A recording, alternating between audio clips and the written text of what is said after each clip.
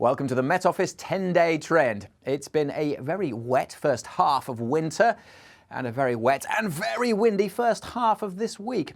So it is going to be quite a change that we see over the next 10 days, particularly through the weekend and beyond as the weather calms down. The winds will be lighter. It is going to turn colder and, crucially, a lot drier. For how long? And with it turning colder, any sign of any snow?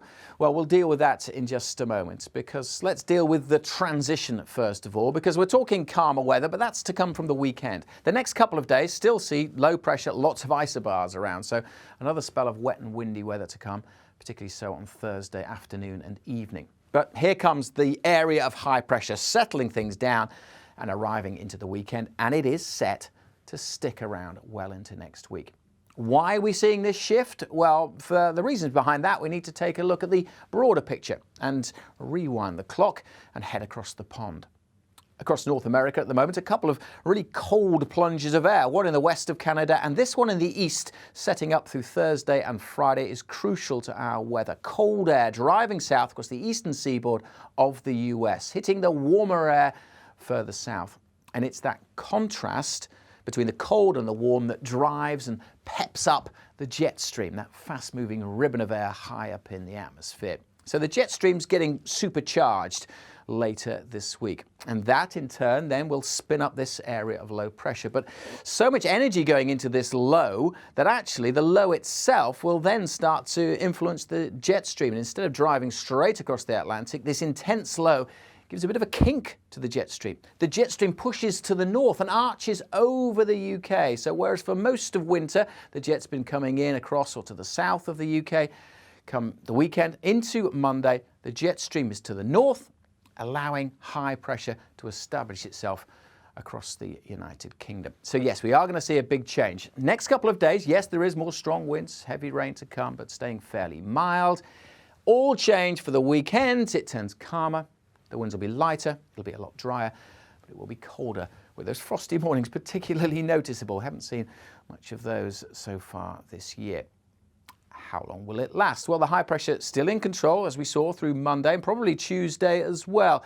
There is this weather front to the north, which will bring maybe some cloud and rain across northern Scotland on Monday, and we'll try and push further south, squeezing against that area of high pressure. But remember, now the jet stream is to the north. So there's not a lot of what we call forcing. There's not a lot of oomph to this weather front as it sinks south.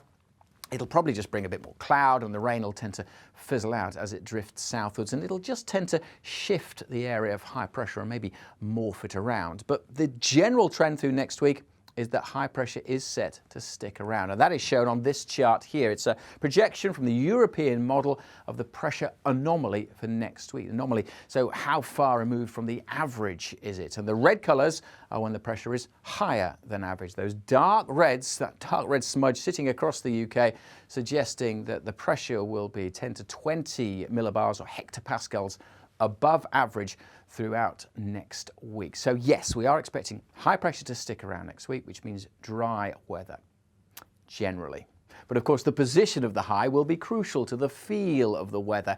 Now, the most likely scenario for much of next week is that the high pressure will rebuild in from the west, meaning that at times we could see the breeze picking up down the east coast, maybe a few showers here, but for much of the UK it will be dry, with more of an Atlantic influence after frosty conditions through the weekend and quite a drop in temperatures. Slowly, in this scenario, temperatures could start to pick up. Certainly it won't be perhaps quite as cold at night. We could see some mist and fog and perhaps a lot of cloud around with that increased moisture. Another scenario is that the high pressure is a little bit further south, and at times if this happens, well, we'll start to see the Atlantic influencing the weather across Scotland and Northern Ireland. So there could be some weather fronts here, a bit of cloud and a bit of rain, whereas the bulk of England and Wales will stay dry in this scenario. That's a possible scenario, and we may switch between those first two. Now, if you're a big snow fan and you remember the Beast from the East a couple of years ago, and you're thinking, well, high pressure could allow that to happen, for that we need the high pressure to be sitting further north, and the winds would then start to come in from the east. But this doesn't look like happening at this stage. There's no signal from the computer models for the high to be shifted further north. Of course, it's something we'll be keeping a very close eye on, but for much of next week, it looks like large chunks of the UK will be dry, certainly a lot drier than the current week. It will be a bit colder, and crucially, after some very strong gusts, the winds will be a little bit lighter as well. Make sure you stay up to date with the very latest day-on-day variations by following the Met Office on social media.